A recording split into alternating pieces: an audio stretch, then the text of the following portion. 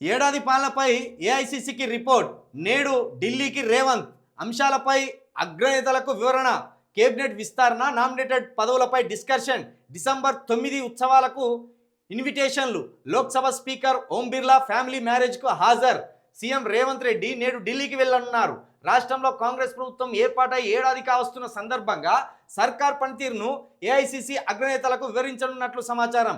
దీంతో పాటు డిసెంబర్ 9న హైదరాబాద్లోని ఎల్బీ స్టేడియంలో నిర్వహించే ఏడాది ఉత్సవాలకు సెక్రటరియట్లో తెలంగాణ తల్లి విగ్రహావిష్కరణ కార్యక్రమానికి రావాల్సిందిగా ఆహ్వానించనున్నారు. ఇప్పుడు తెలంగాణ తల్లి విగ్రహావిష్కరణకు ఆహ్వానించడానికి పోతున్నట్టు కనబడ్డా, నాకు తెలిసి ఏడాది నువ్వేం సాధించినావు, తెలంగాణలో ఏడాది పాటు ఏం చేసినావు, మీరు ఒకసారి మీరు ఇచ్చిన హామీల బుక్ తీసుకురాని కూర్చోబెడతారు. 418 హామీలు ఇచ్చిండ్రు. దాంట్లో 6 గ్యారంటీలు ప్రధానంగా నమ్మబలికిండ్రు. ఈ 6 గ్యారంటీలు ఇచ్చిందా లేదని కాసేపు మనల్ని తిట్టకుండా తిడతారు 100%. మరి నిన్ను కొనసాగించాలా తీసేయాలా అనే చర్చ కూడా ఒకసారి వస్తుంది. అదేవిధంగా నామినేటెడ్ పదవులపై కూడా వస్తుంది. ఇక మిగతా ఇంకా కేబినెట్ ఇంకో 6 ఉన్నాయి ఇక మంత్రి పదవులు, వాటి మీద కూడా వస్తుంది. కాబట్టి ఏఐసిసి ఈసారి ఖచ్చితంగా గట్టిగానే వార్నింగ్ ఇస్తుంది.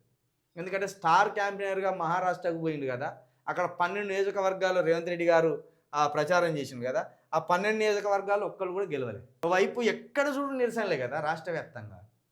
కాబట్టి మరి రేవంత్ రెడ్డి గారికి ఈసారి అటు వేణులు మరి ఏం జరుగుతుంది, మంచి వార్తతో వస్తాడా, చెడు వార్తతో వస్తాడా, దేనితో వస్తాడో చూడాలి.